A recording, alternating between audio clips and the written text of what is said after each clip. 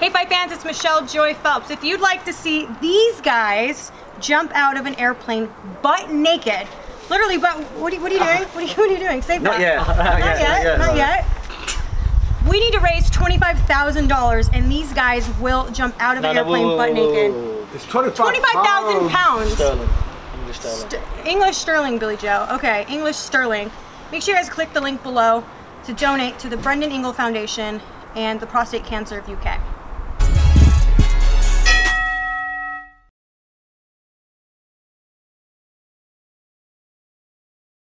Hey Fight fans, it's Michelle Joy Phelps, and I am joined now with Kid Galahad. The one and only. The one and only Kid Galahad. Yeah. Barry, how are you? I'm good there. Thank you very much, Michelle. How are you? I have a lot to ask you because I want to know what the heck is going on. I know that's a lot of us were thrown off when we heard that Frank Warren won the purse bid for this fight that you have against Toka Kahn Clary. So explain to me exactly what's going on, anything you do know that you can fill us in on. At this minute in time, most of it is very under wraps, but Frank, trying to put a spanner in the works as usual. He's trying to keep me as far as possible away from Josh Warrington, and I think he thought, if he wins this purse bid, for the least money as possible as he can, that I weren't gonna fight. That I was gonna put. I think he won the purse bid just because he thought I was gonna, pull out of the fight. But even if I had to fight this kid for nothing to get that mandatory spot, I would have boxed this kid for nothing. Because this kid, he won't come to England. I think he's in dispute with his promotional team. Real Deal Boxing. I think that's why they didn't even put nothing into the purse bid. So we're gonna have to wait and see what happens. But I've heard by someone that the fight's gonna go through some time in October in the US. So we're just waiting for that to get confirmed. Can you explain exactly why your promoter didn't even? I don't really know why, to be honest with you. But I do know that Toka Kahn is in dispute with his promotional team. So we'll have to wait and see. You don't know. This fight might not even come off with him. He might find someone else. But one thing is, I'm not pulling out of no mandatory title defence. No matter who I've got to fight, I'm fighting. Have you phoned Eddie Hearn and asked him why he didn't? Yeah, I spoke to Eddie about it, and it's a long story. But I'm gonna leave, that up to Eddie. I know he won't let me down. I know 100%. He'll sort this deal out. I've got all my trust in Eddie. I know he will come up with the goods. Now I know that you mentioned that Toka had his demands were pretty high. Can you explain exactly what that was in terms of the negotiations before I had to go to purse bid? He wanted more money than he wanted a stupid amount of money, because I think the thing is, these American fighters now, they think that when you come to England, if you go to England, you need to get this amount of money, or boxing is booming in England and there's loads of money in it, but not really. I think the big money is when an English fighter fights another Englishman, and and then I think they come to agreements a certain amount of money, and he said no. He said he just don't want to come to England. He says he wants it in the US. And then I agreed. I said, yeah, I'll go to the US. So we'll have to wait and see what happens. I think he doesn't really want to fight me. I won't be surprised if a couple of weeks before when it's all done, he might pull out. Have you spoken to Eddie about possibly fighting on DAZN in the States? Yeah, I think that's what it's going to be. I think I said I'll go to America and fight him, even if it means fighting him as What about Billy Joe's undercard? Yeah, it could be on the Billy Joe's undercard, or it could be on the 6th of October. Eddie's got a few shows, I think, in October in the US, so it could be in one of them. Why do you think it's so hard for you to get a fight? Probably because I'm too good for my own good. Michelle, if I had to fight me, I wouldn't want to fight me, because I can do everything. I can fight, I can box, I can fight southpaw, I can fight orthodox. got a pop on his shot. So you know, how are you going to beat a guy like me? To beat a guy like me, you've got to kill him. You know, and I don't think there's any fighter out there willing, you know, to go that far. Which fight do you want the most? To be honest with you, I want to get this fight out of the way, and I want Warrington. I want to beat Warrington, just to, you know,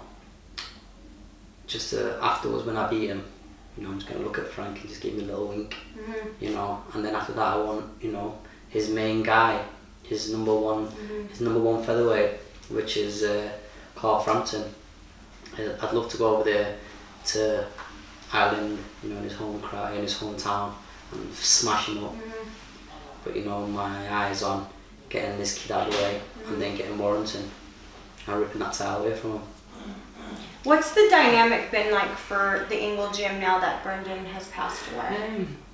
It's not, obviously it's not been the same, but you know, you have to get over it, don't you? You know what I mean? It's, you know, Brendan's, if Brendan, say for instance Dominic had died or someone else, you know, you have to, life continues and you have to get on. So you know, and what Brendan used to do, the thing is you have to go back to work, or you have to do what you've got to do, and that's what we're doing, you know, in the gym every day, doing the exact same thing. Obviously it's not the same without Brendan there, but you know, but what can you do? What's your fondest memory with him? Because you know what, he seems like a man of structure, and I like that about him.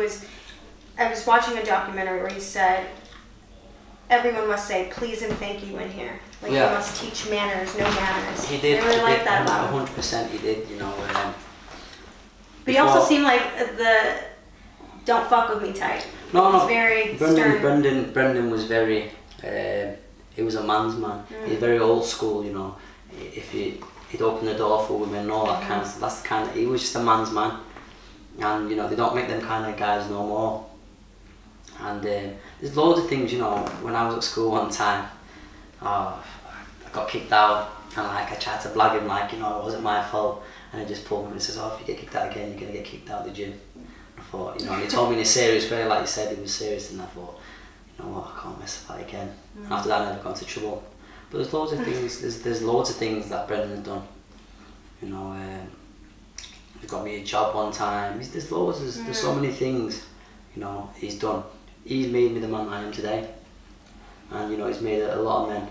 You know, Johnny, for instance. Johnny spent a lot of time with him. You know, and Naz spent a lot of time with him. Junior, Ryan Rhodes, Harold Bomber, Graham, Kel. We all spent a lot of time with him. And you know, he's moulded us to the fighters that we are. I know that Dom posted on social media that right now your guys' aim is to raise $25,000. If you're able to raise $25,000, y'all are skydiving butt naked. 100%. So if you know anyone who's got that kind of money to put up there. You know I'm gonna push that shit hard now. I'm gonna be like, haha, I'm gonna catch you guys coming down. Michelle's gonna have to put in, you know.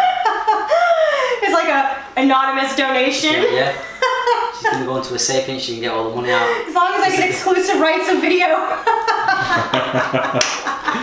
Here, fight fans. That's right. If if someone puts in that 25 grand, 100%, I'm definitely gonna make it. You get the video. You put the video up where it's like blurry. Yeah.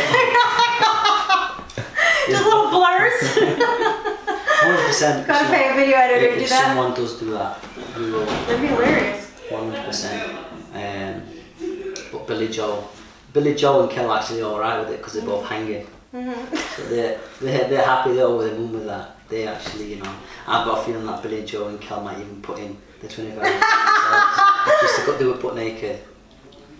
So we're gonna have to wait and see. Just to have their day. Yeah. We'll go global that day in the sun. Yeah. That would. Everyone will be coming out, the Sun, the Moon. Telegraph, Daily Mail. Everyone will be coming out for that. Them extra zoomed lenses. I got me one of those. Front page. Call a paparazzi friend. Yo mate, can you hang out in the bushes back there? That's hilarious. Well, we know that Billy Joe has a big fight coming up against Demetrius Andrade. Another slick southpaw. Yeah. Another man with speed. He was much avoided at 154, moved up to 160, and here we are. What do you think of that matchup? I just want to clarify, he's not as avoided as me. He's very avoided, but he's not as avoided as much as me. I'm the most avoided fighter in world boxing, and that's a fact. Fair play? I think he's been very inactive. I think his best win was Monroe, and I believe Billy Joe's boxed more southpaws than him. He's comfortable with other southpaws, and the thing with Billy is more. Billy's ready to go into the trenches, and you know Billy can pull that ace card out. We've seen him do it before, and I believe he'll do the same thing, you know, against Monroe, against Demetrius. I think Billy's going to take him into the deep end and drown him. I can't see Demetrius beating Billy Joe. You know, Billy Joe turns up like he did for his last fight. No middleweight in the world will beat him 100%. And the way he's training at the minute, the way he's motivated, he's on it. He's not messing about. He wants to go out there and do a job on this kid. Do you think that the fight will go the distance between the two? I mean, because I kind of see it going the distance only because it's going to be a chess match, isn't it? Yeah, it's going to be one of them nip and tuck kind of, you know, they're very both skilled, they're very, I just believe Billy Joe is just a bit more clean cut than him. You know, Billy Joe throws everything, you know, straight down the pipe. Demetrius just throws shots a bit wide, you know, and I think Billy Joe's just going to beat him to the punch, you know, just every night, all the time, just boom, boom, boom. If it's going to be a stoppage, it's going to be from Billy Joe 100%. Because anyone can get knocked out, but you know, obviously one punch can change the whole game. Right, exactly. I can't see him beating Billy Joe now 100%. It is a very risky fight for Billy Joe, but I can't see Demetrius beating him now. Kel, do you know anything? Coming back anytime soon? I think he is. He's in the Galahad training hard. He's been training hard, you know, since he pulled out his last fight. You know, he went running in the woods or twisted his ankle. I don't know why he did that, but I think because he was a bit like, he didn't want to just stay in the house on the weekend. He wanted to keep active. He went running in the woods and twisted his ankle. But I'm not sure what's happening with Kel. I think they're on about him fighting one more time this year, and then hopefully they can get the fight on with Kahn. Yeah. He's got a feeling Kahn's going to try and swerve his way out of the fight though. I mean, if he wins against Vargas, then he becomes mandatory for Manny Pacquiao. So I could definitely see him putting Pacquiao before the fight. Yeah, 100%, but it's, you know, Pacquiao, I think Pacquiao will beat him. I can't see him beating Pacquiao. You know, but... Do you think that changes things? It'll change the landscape. If Pacquiao beats Kahn, do you think that the fight is still a big fight between Brook and Kahn? Yeah, 100%. You know, the British public want to see Kell Kahn. We want to see Kell absolute smashing. But I think the key question, or the main question is, at what weight? Because it would have to be a catchweight, wouldn't it? It would have to be. Because...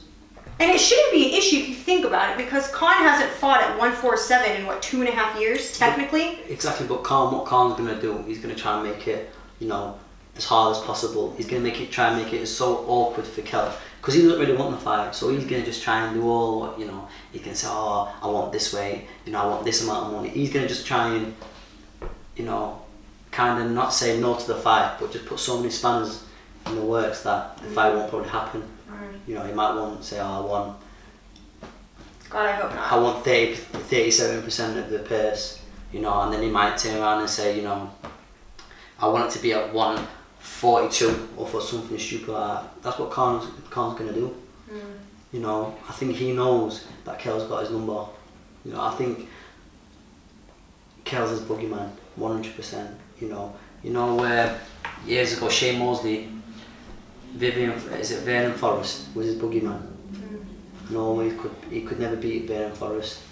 And I think the same thing is with Kell against Kahn. I believe Kell will beat Kahn every day of the week. You know, I just can't see him keeping off. I can't see him keeping off Kell for 12 rounds. And you know, it only takes one shot because he's very delicate around the whiskers. Our friend Mr. Kahn. So, Well, I hope it happens. I tweeted not long ago that would be one of the fights that would piss me off the most if it never gets made. Like, it doesn't matter how many fights I cover, that's one of the ones that I want to see the most. So there's been a few of them though what's never happened. I know, that's my point. It's like, I asked everyone, like, who would be the one fight that would piss you off the most if it doesn't happen? What would be yours? The one fight that you thought, if it never happened. Me against Carlos. Yeah. 100%. I think I can see him taking it though. You know, we'll just have to wait and see what happens. I think down about him and Warrington fighting each other, and I think it's October, November. I think they're on about making that fight. But I can't see that happening. You know, if it doesn't happen in November, then it's not going to happen next year in February, because that's when Warrington has to fight his mandatory, and that's going to be me. And then if he fights me, he's going to get beat, and then that's it. Then Frank's lost his big fight on him. Well, I hope to see that fight. I hope to see you get the opportunities that you want. It is going to happen, Michelle. Who's this? Lynn! Oh! Hey! Look what it is, Michelle. Alright, Barry, well, thank you for your time. No problem. Thank you, appreciate it. Here at the Galahad. No problem. Final words? Keep tuned and... I don't know what to say. Bye, Fight fans. Oh, bye, Fight fans. Hey, Fight fans, it's Michelle Joy Phelps. If you haven't already subscribed to our YouTube channel, make sure you do so by clicking this icon right here, or else.